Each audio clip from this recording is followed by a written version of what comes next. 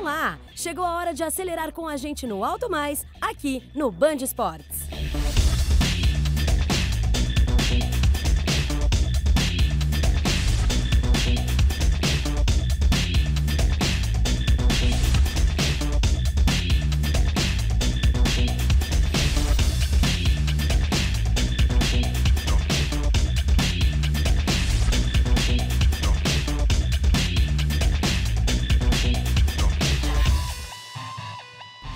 Para começar, nada como aproveitar o gostoso clima que uma boa moto pode proporcionar, seja qual for o seu estilo. Vamos de Moto Mais!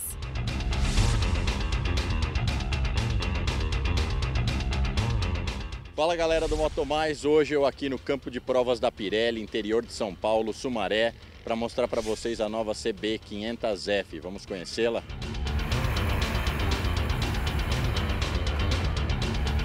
O porte da CB500F é bem resolvido e extremamente leve. Tem 20 kg a menos que a antiga CB500, produzida até 2003. A pilotagem fica mais fácil e ajuda muito aqueles motociclistas que saíram de uma moto de menor cilindrada. O painel conta com um mostrador digital que traz velocímetro, conta-giros, relógio, odômetro total e parcial, além de medidores de consumo de combustível.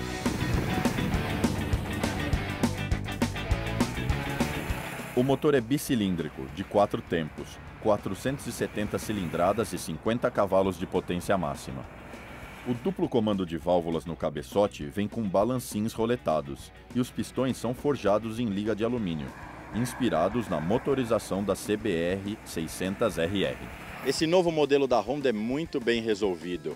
Eu tenho certeza que vai ser um sucesso de vendas, não só pelo preço muito competitivo, mas porque a moto entrega um conjunto realmente diferenciado. Ele é polivalente tanto para o trânsito quanto para a estrada, uma moto macia, com boa potência, eu tenho certeza que vai agradar. A CB500F vem com freios dianteiros a disco com 2 pinças de duplo pistão. Já o traseiro tem disco simples acionado por uma pinça. A versão com ABS, sem dúvida, é a garantia de uma frenagem mais segura.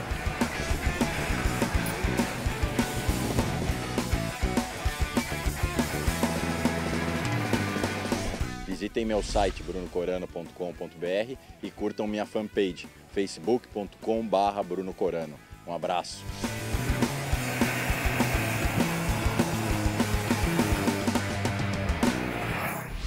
Agora vamos falar de força e tirar uma dúvida que ainda perturba muita gente que gosta de saber um pouco mais sobre o motor do carro. Qual a diferença entre torque e potência? Se você está nesse grupo, vale ficar atento. Você pode não saber, mas enquanto dirige o carro, está fazendo parte de uma importante relação envolvendo o torque e a potência do motor. E tudo isso começa logo ao engatar a marcha e pisar no acelerador.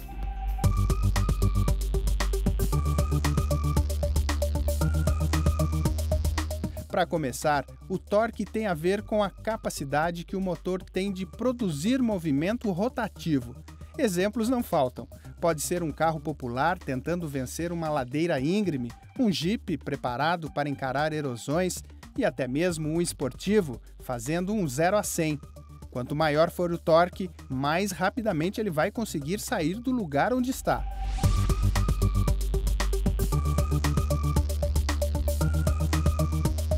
Já no caso da potência, essa é uma grandeza que tem relação mais próxima com a velocidade final.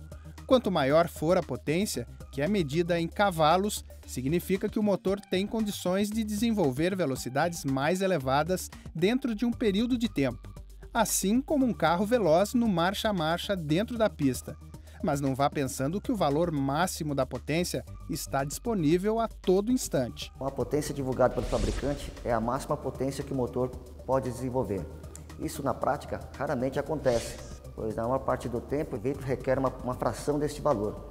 Essa potência máxima ela seria desenvolvida na velocidade máxima do veículo. Ao contrário do que muitos pensam, tanto o torque quanto a potência existem a partir do momento em que o carro começa a se mover. O dinamômetro é o aparelho ideal que mostra, por meio de gráficos, a evolução do torque e da potência de acordo com a rotação do motor. Vale lembrar que, na prática, outro importante fator que determina se um carro tem um bom desempenho é o peso.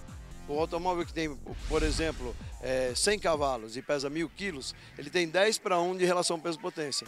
Ele tem 10 quilos para cada cavalo, né? Aí você pega um carro que tem 2.000 quilos e 200 cavalos, você fala assim, puxa, tem o dobro de cavalos, mas ele tem o dobro de quilos, né? Então, ele tem a mesma relação peso-potência. Já faz um tempo que a indústria automotiva vem adotando o turbocompressor como forma de ajudar a melhorar o torque e a potência dos automóveis e sem precisar de mais cilindros no bloco, o que significaria mais combustível sendo gasto. Comparando o motor turbo com o motor normalmente aspirado, o turbocompressor consegue fornecer ao motor um volume de mistura, ar mais combustível, maior que o motor normalmente aspirado. E aí, mais uma vez, quanto maior a quantidade de combustível, maior a quantidade de energia que ele tem disponível para acionar os pistões e com isso obter maior torque e maior potência. Todo automóvel tem uma faixa de rotação ideal do motor, onde o torque e a potência aparecem com mais intensidade. Mas antes de mais nada, não esqueça de verificar se realmente é preciso usar o desempenho máximo do seu carro enquanto dirige, porque neste caso, a chance de aumentar o gasto com combustível é muito maior.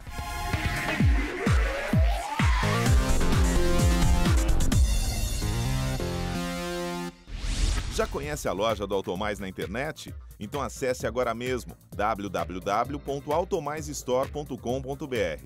São mais de 45 mil itens reunidos num espaço exclusivo criado pelo time do Automais em conjunto com a Jocar, líder em audiência e vendas online do segmento automotivo.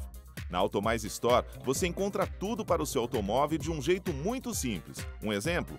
Basta digitar as informações sobre o seu carro nos campos do início da página e logo é exibida uma lista com todos os produtos disponíveis para ele. Fácil, não é?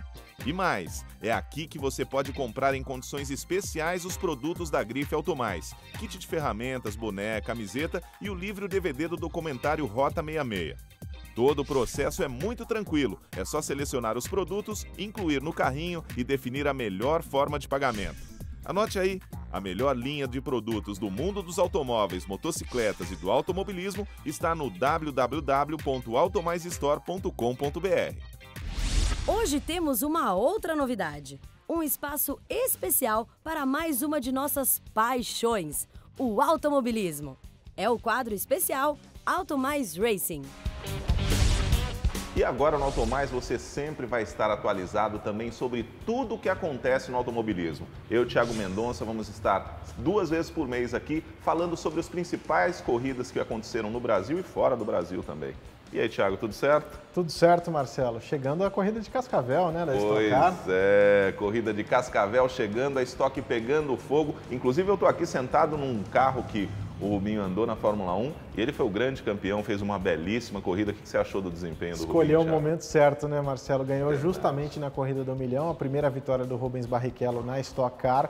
E ele tem só 2 anos de Stock Car. Isso é uma coisa muito curiosa, porque todos os pilotos que chegam da Fórmula 1 precisam de um tempo de adaptação. Se você pensar no Luciano Burti, por exemplo, ele levou 4 anos para vencer na Stock Car. O Ricardo Zonta levou 6, ou seja, pilotos de renome que não tiveram essa mesma facilidade. E o Rubens chegou já no primeiro ano, conquistou pole position, aliás, em Cascavel, onde a Stock Car corre nesse fim de semana, e na corrida do milhão foi brilhante. Largou na pole também, teve uma disputa excelente com o Thiago Camilo, os dois brigaram de forma muito leal até o fim, e o Rubinho ficou com o prêmio de 1 milhão.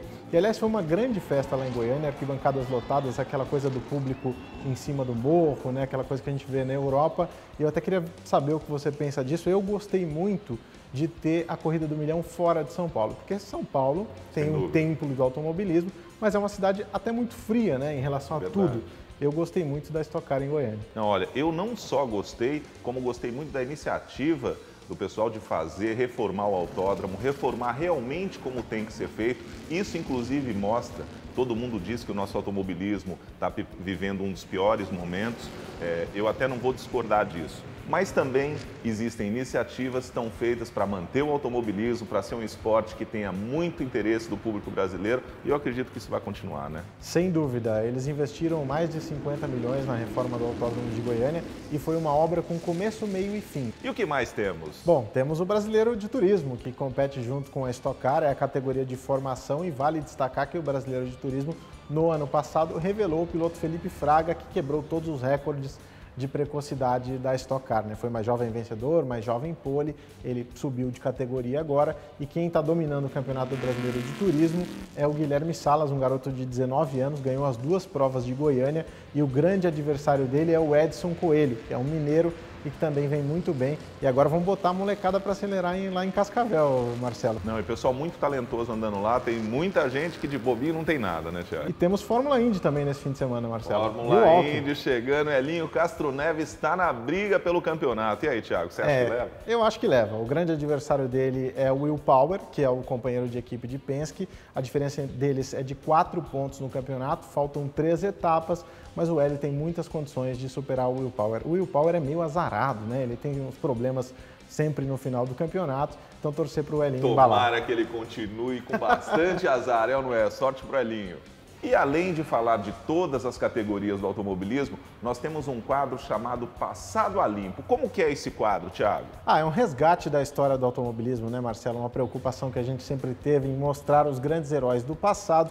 E nessa semana nós fomos conhecer a história do Jean Balder, grande nome dos anos 60 e 70 no automobilismo brasileiro e que inclusive lançou um livro chamado Por que Tantas Vezes Campeão, no qual ele explica por que o Brasil ganhou tantas vezes o título mundial de Fórmula 1. Figura emblemática do nosso automobilismo. Dá uma olhada na matéria.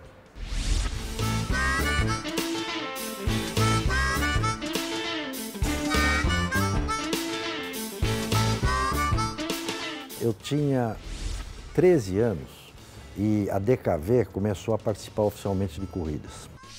Meu pai trabalhava na VEMAG, na DKV VEMAG, como engenheiro, e eu fiquei muito curioso. Eu acompanhava todas as conversas de perto e aí eu comecei a frequentar o autódromo com um cronômetro no pescoço. E eu ia cronometrar. E ali eu conheci muita gente. Eu conheci o Chico Landi, tinha uma equipe de Ferraris, que ele era o chefe da equipe, tinham 3 Ferraris Testarossa. E o seu Chico era um ícone. Eu comecei correndo de motocicleta.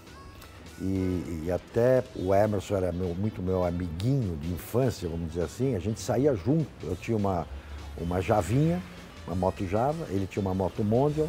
E o interessante é que o Emerson fez algumas corridas antes de mim. E eu comecei justamente na época que a mãe do Emerson proibiu ele de correr. Ele foi para Interlagos um dia com uma moto do Silvano Pozzi e a mãe dele descobriu. Ele falou que ia velejar na represa e acabou indo para o autódromo. E aí a mãe não queria que ele andasse com a moto. E aí, enfim, na casa dele tomou umas vassouradas, não sei o que e tal. E eu continuei, quer dizer, a gente nunca correu na mesma corrida.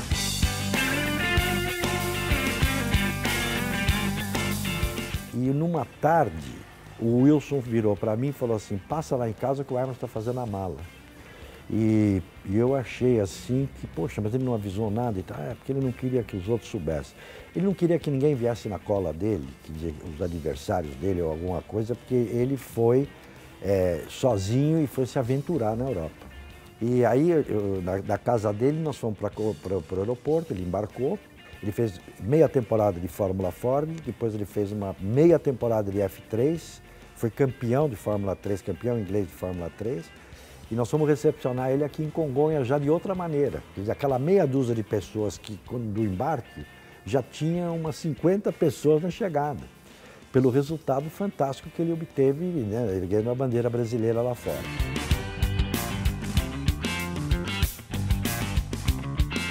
Muita gente acha que é um dom brasileiro, que nasce sabendo e tal. Eu falei, não, nós tivemos berço.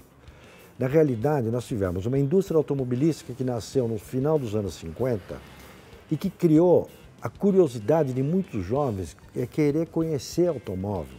E aí novos pilotos começaram a entrar no automobilismo. E essa nova geração carregou o carro nas costas, enfiou a mão na graxa, trocou pneu, levou carro de carreta e fez de tudo.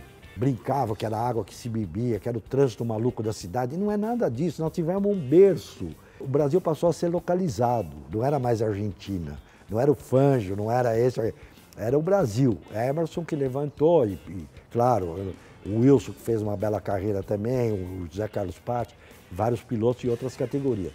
Mas o Emerson foi a representação, assim, a referência por ter ganho o título mundial.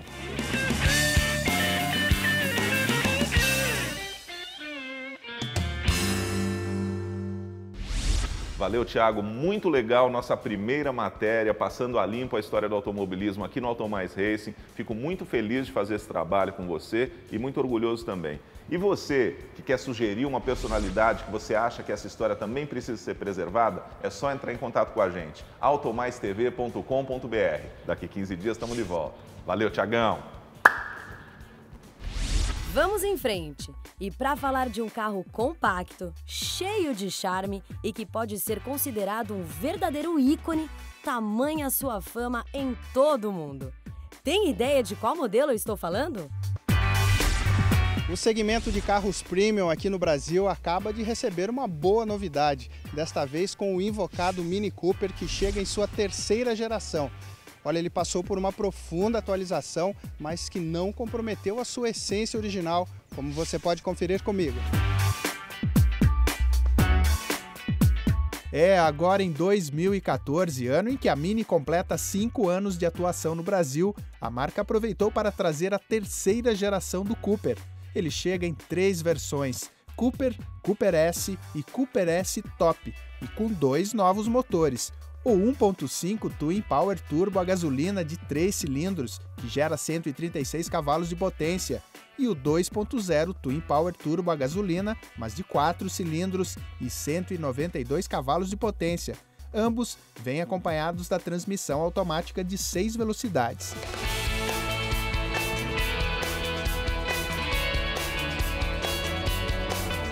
Apesar de se tratar de uma plataforma renovada e com importantes atualizações estruturais, veja que a proposta visual tão característica pouco foi alterada. Mas ainda assim, o carro mudou por fora. Isso vale para a grade dianteira, os para-choques e para o conjunto de faróis, que nas versões mais refinadas contam com LEDs, e também para o tamanho do Cooper, que ganhou medidas maiores. Com isso, ele passou a oferecer um porta-malas de mais respeito, agora com 211 litros de capacidade.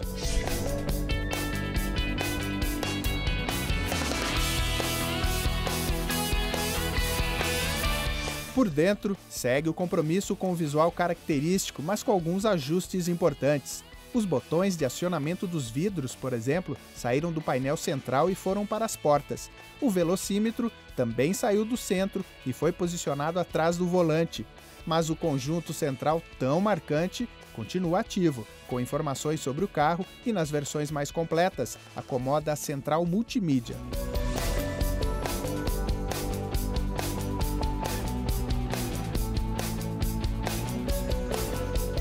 Bem equipado, agora oferece um sistema onde o condutor pode escolher entre 3 modos de condução: Mid para a condição padrão, Sport para quem quer desempenho mais forte e a Green, que tem foco na eficiência energética. Ao escolher cada condição, diferentes parâmetros são alterados, como aceleração, tempo de mudança de marcha e curso da suspensão adaptativa. Essa, outra e requintada novidade da terceira geração do Cooper, e que é item de série em todas as versões. A partir do segundo semestre, a Mini inicia a importação da versão Cooper S Exclusive e logo depois deve trazer o Cooper One, que é a versão mais em conta da linha.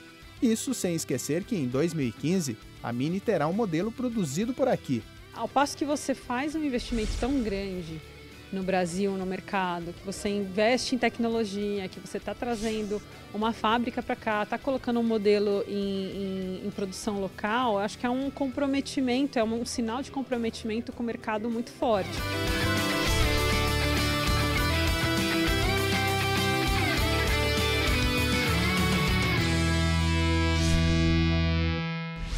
Carros inspiradores podem ficar ainda mais interessantes quando são influenciados pelo universo das pistas de corrida. E hoje temos um bom exemplo para você curtir ao nosso lado. É hora de acelerar mais forte. Chegou a hora da Volvo também ser lembrada por ter carros de rua com sangue quente. E a grande responsável por isso foi a Polestar.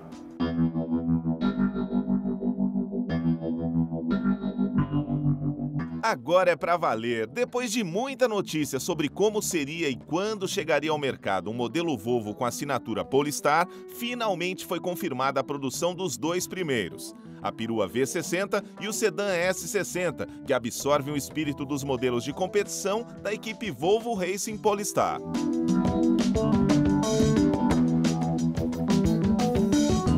Por dentro, o espírito Polestar pode ser conferido em detalhes como os bancos com desenho esportivo e forrados em alcântara ou o painel com apliques que simulam fibra de carbono. Por fora, o impacto começa com as rodas de 20 polegadas, a exclusiva pintura azul e as linhas mais agressivas.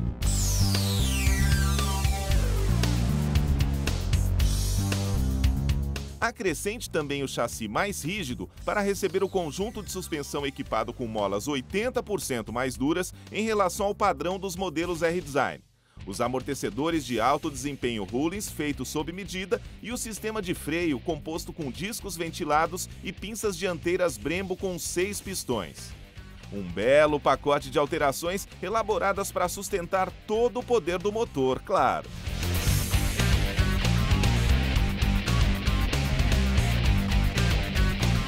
Aqui temos o mesmo 3.0 T6 Turbo de 6 cilindros já conhecido da Volvo, mas que recebeu algumas modificações e ganhou, por exemplo, novo turbo Twin Scroll Intercooler, o que ajudou a garantir 350 cavalos de potência e torque de 51 kgfm. Para completar, tem transmissão automática de 6 velocidades, tração nas 4 rodas e controle de tração recalibrado para o modo esportivo. Com esse conjunto, o S60 e V60 Polestar aceleram de 0 a 100 km por hora em apenas 4,9 segundos e atingem a máxima, limitada eletronicamente, de 250 km por hora. A Volvo confirma que, neste primeiro momento, os V60 e S60 Polestar serão direcionados aos consumidores do Canadá, Holanda, Japão, Suécia, Suíça e Estados Unidos. Mas se tudo andar bem, mais carros com assinatura Polestar poderão chegar ao mercado muito em breve, inclusive outros modelos da marca como o hatch V40. Ficaram muito invocados esses Volvos e não podia ser diferente, afinal a Polestar sabe muito de automobilismo e o produto final ficou incrível.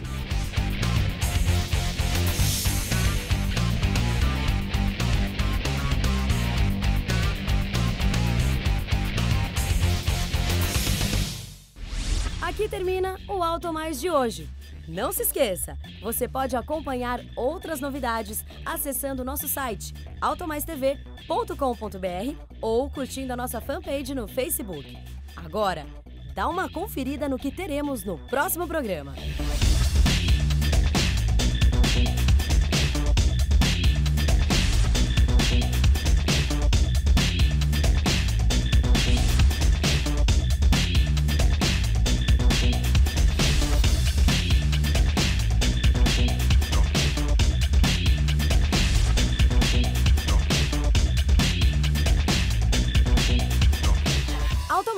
O seu programa de automóveis do Band Esportes.